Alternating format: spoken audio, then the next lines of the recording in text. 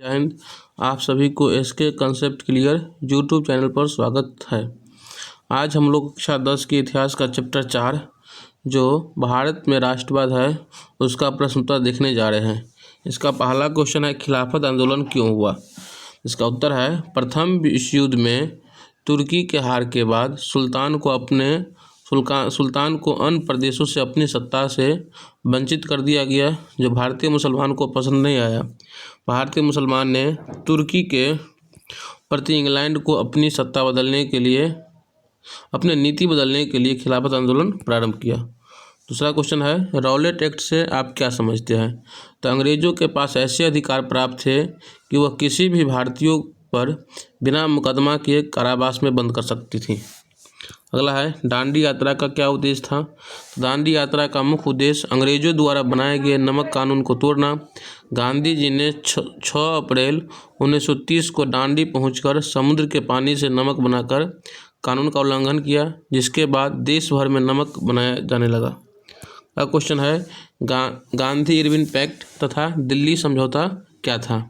तो 5 मार्च 1931 को लंदन में जो द्वितीय गोलमेज सम्मेलन के पूर्व महात्मा गांधी और तत्कालीन वायसराय लॉर्ड इरविन के बीच हुए राजनीतिक समझौते को गांधी इरविन पैक्ट या दिल्ली समझौता के नाम से जाना जाता है। अगला क्वेश्चन है, चंपारण सत्याग्रह का संक्षिप्त विवरण दे। अंग्रेजों के द्वारा चंपारण किसानों से भूमि के 3/20 भाग पर नील की खेती कराई जाती थी। इसे किसानों को न चाहते हुए भी करना पड़ता था। गांधी जी चंपारण पहुंचकर सत्याग्रह के द्वारा इस कुप्रथा को रोक दिया, जिसे चंपारण सत्याग्रह के नाम से जाना जाता है। अगला क्वेश्चन है, मेरठ षड्यंत्र से आप क्या समझते हैं? तो ब्रिटिश सरकार द्वारा 1929 में देश के 32 कम्युनिस्ट मजदूर नेताओं को पकड़कर मेरठ के जेल में नज़रबंद कर दिया गया। यह मुकदमा मेरठ षड्यंत्र केस के नाम से जाना जाता है। अगला क्वेश्चन है, जतरा भगत के बारे में आप क्या जानते हैं? संक्षेप में लिखिए। जतरा भगत का जन्म 1888 में झारखंड के बिष्णुपुर थाना के एक गांव में हुआ था। उनके पिता का नाम कोदल उराव और मां का नाम लिबडी था। उन्होंने ब्रिटिश शासन के खिलाफ असहयोग आंदोलन छेड़ा और लगान, सरकारी टैक्स भरने तथा कुली के रूप में मजदूरी करने से मना कर दिया। अगला क्वेश्चन है, all India trade union Congress की स्थापना क्यों हुआ? तो 1917 में गुजरात मिल मालिकों ने बोनस देने से इनकार कर दिया। तब कपड़ा मिल के मजदूरों ने हड़ताल कर दी। गांधी जी ने हड़तालियों का समर्थन किया।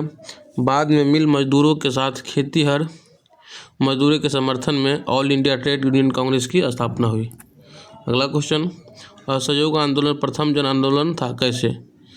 जब गांधी जी दक्षिण अफ्रीका से भारत लौटे तो असहयोग आंदोलन की शुरुआत हुई। इसका उद्देश्य था कि ब्रिटिश के कार्यों में बाधा पहुंचाना। वकील न्यायालय छोड़ने लगे, छात्र स्कूल कॉलेज छोड़ने लगे। न्यायालय के स्थान पर ग्राम पंचायत और सरकारी स्कूल कॉलेज के स्थान पर कांग्रेस स्कूल और विद्यापीठ की स्थापना हुई। इस आंदोलन का प्रसार देश के गांवों तक फैल गया। इसमें प्रत्येक जन अपना सब कुछ न्यौछावर करने के लिए तत्पर था, तैयार हो गया। अतः इसे प्रथम जन आंदोलन की संज्ञा दी गई।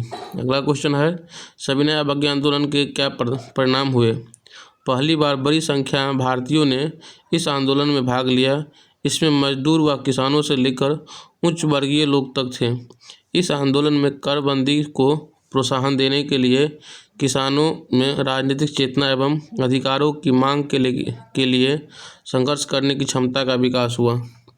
साथ ही ब्रिटिश सरकार को 1935 भारत सरकार अधिनियम पारित को करना पड़ा।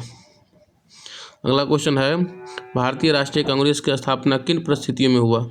तो राष्ट्रीय सरकारी अधिकारी के रूप में कार्य करते हुए एओ ह्यूम को ऐसी सूचनाएं प्राप्त हुई कि शीघ्र ही राष्ट्रीय विद्रोह होने की संभावना है। तब ह्यूम ने तत्कालीन वायसराय लॉर्ड डफरिन से अनुरोध किया कि वे कांग्रेस की स्थापना में किसी तरह रुकावट पैदा न करें, जिसके द्वारा भारतीयों की राजनीतिक एवं आर्थिक मांगों को सरकार के सम्मुख रख सके। भारतीय राष्ट्रीय कांग्रेस की स्थापना भारतीयों में आई राष्ट्रीय चेतना का परिणाम था। अगला क्वेश्चन, बिहार के किसान आंदोलन पर एक टिप्पणी लिखें। जब स्वामी सहजानंद ने किसान सभा का नेतृत्व किया तब 1928 के बाद बिहार में किसान आंदोलन और शक्तिशाली हो गया। 1933 से 1935 के बीच बिहार के 10 जिलों में लगभग 500 किसान सभा आयोजित हुई। 1937 में हाजीपुर में प्रांतीय किसान सम्मेलन के साथ साथ सैकड़ों छोटी बड़ी किसान सभाएं आयोजित हुई। सरदार वल्लभ भाई पटेल ने बिहार आकर किसान आंदोलन को बल दिया।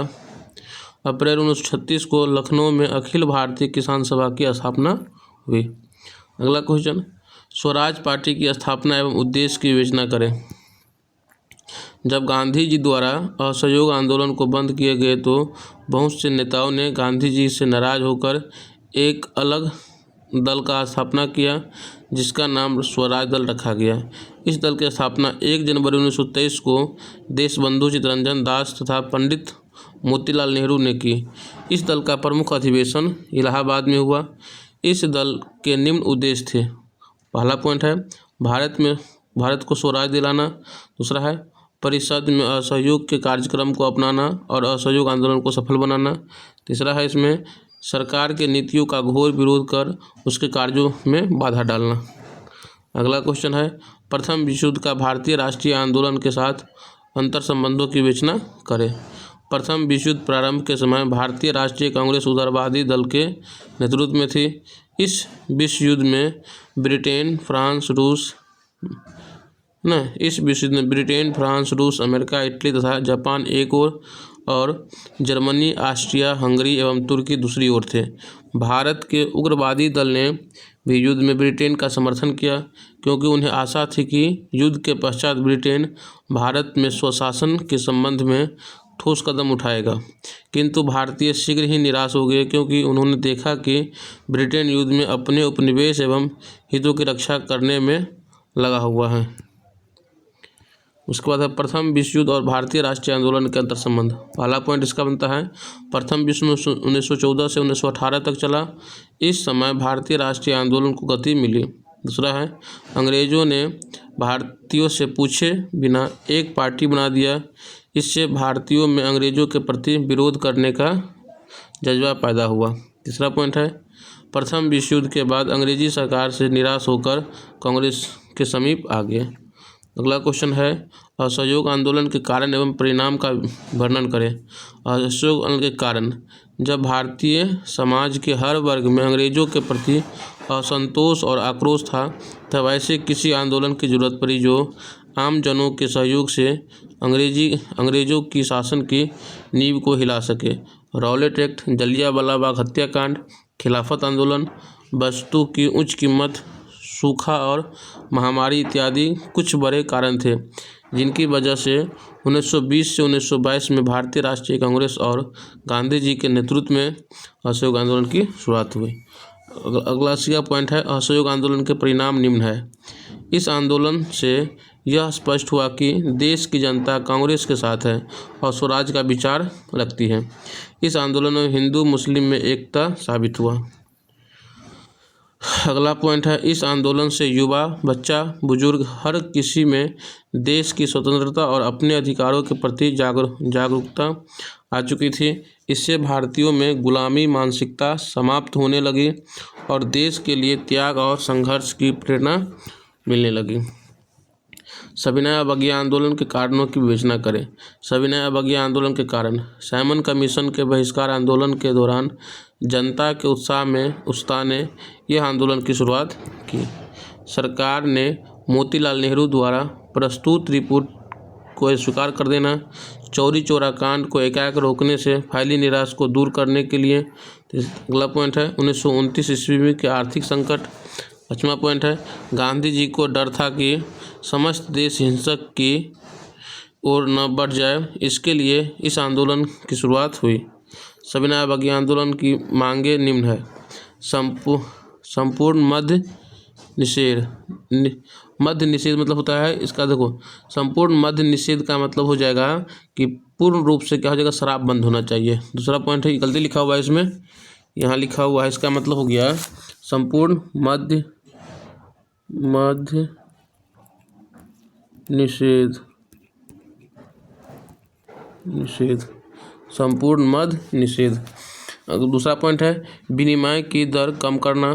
तीसरा है जमीन का लगान आधा कर दिया। चौथा है नमक कर को समाप्त कर दिया जाए। पाँचवा है सेना के खर्च में कम से कम 50% की कमी। विदेशी कपड़ों के आयात पर रोक। भारत में मजदूर आंदोलन के विकास का वर्णन करें। 1917 के अहमदाबाद की कपड़ा मिल के मजदूरों ने अपनी मांग को लेकर हड़ताल कर दी। उनका मांग था बोनस में कटौती नहीं की जाए। गांधी जी ने मजदूरों की मांग को समझा और उसका समर्थन किया। अंत में मिल मालिकों को झुकना पड़ा और मजदूरों की मांग मान ली गई। 31 अक्टूबर 1920 को कांग्रेस पार्टी ने all India trade union Congress party की स्थापना की। कांग्रेस द्वारा किसानों और मजदूरों को राष्ट्रीय आंदोलन में शामिल किया गया, जिससे ब्रिटिश सरकार की चिंता बढ़ने लगी। उसने मजदूरों के खिलाफ दमनकारी तरीकों को अपनाया। इस दौरान मार्च 1929 ईस्वी में वामपंथी नेताओं के विरुद्ध मेरठ षड्यंत्र देशद्रोह का मुकदमा चलाया गया। 1930 में सविनय अवज्ञा आंदोलन आरंभ हुआ। अगला है भारतीय राष्ट्रीय आंदोलन में गांधी जी के योगदान की विवेचना करें। गांधी जी ने भारतीय राजनीति में प्रवेश कर भारतीय राष्ट्रीय आंदोलन को अच्छे से नेतृत्व प्रदान किया। उन्होंने भारतीय समाज, पिछड़े और दलित वर्गों के उत्थान के लिए हर संभव प्रयास किया। देशवासियों में राजनीतिक चेतना जागरूक की। सत्य और अहिंसा के बल पर ब्रिटिश साम्राज्य से भारत को मुक्त कराया।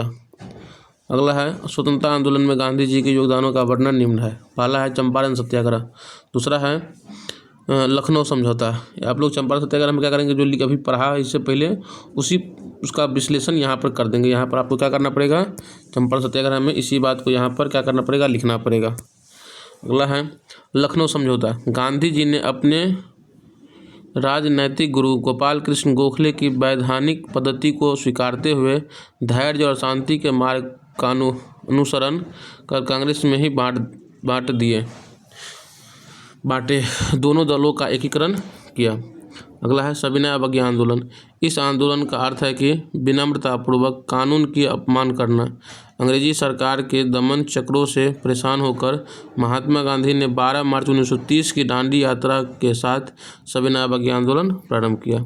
गांधी इरविन समझौता, इसमें भी अभी आप पहले पढ़े थे गांधी इरविन समझौता क्या हुआ था, इसी बात को यहाँ पर लिख देना है। अगला है 5वां पॉइंट भारत छोड़ो आंदोलन। ब्रिटिश सरकार के रवैये से परेशान होकर महात्मा गांधी ने 1942 ईस्वी में भारत छोड़ो आंदोलन का प्रस्ताव पारित किया। इसमें गांधी जी ने संदेश दिया, करो या मरो। ये नारा बहुत ही विभिन्न नारा पूछता है कि करो या मरो का नारा किसने दिया, तो महात्मा गांधी दिया है। अगला है भारतीय राष्ट्रीय आंदोलन में वामपंथियों की भूमिका की रेखांकित करें। तो भारतीय राष्ट्रीय आज़ादी में वामपंथियों का योगदान 5 भागों में विभाजित किया गया है। पहला है वाम क्रांति की भूमिका। दूसरा है कम्युनिस्ट की भूमिका। तीसरा है समाजवादियों की भूमिका। चौथा है फॉरवर्ड ब्लॉक की भूमिका। 5वां है आपका अखिल भारतीय व्यापार संघ, कांग्रेस और किसान सभा की भूमिका। अब देखिए रूसी क्रांति की सफलता के बाद भारत में तेज़ी से साम्यवाद विचारकों का विस्तार होने लगा। भारतीयों को लगता था कि यह काम गलती था, इसलिए ये काम छिपकर करते थे। असहयोग आंदोलन के समय अपने विचारों को फैलाने का मौका मिला। वे लोग उन क्रांतिकारों से जुड़ गए। वो राष्ट्रपति थे। अंग्रेजी सरकार द्वारा पारित पब्लिक सेफ्टी बिल जो कम्युनिस्टों के विरोध में था, कांग्रेस ने उसे पारित नहीं होने दिया। अंततः कम्युनिस्ट ने कांग्रेस को अपना सामूहिक मान लिया, जिससे देश में कम्युनिस्ट आंदोलन की प्रतिष्ठा प्राप्त करने लगा। दिसंबर 1925 में सत्यभक्त ने भारतीय कम्युनिस्ट पार्टी की स्थापना की, जिससे ब्रिटिश साम्यवादी दल भी भारतीय कम्युनिस्ट पार्टी में दिलचस्पी लेने लगा और वामपंथ का प्रसार मजदूरों संघों तक बढ़ गया। आप लोग का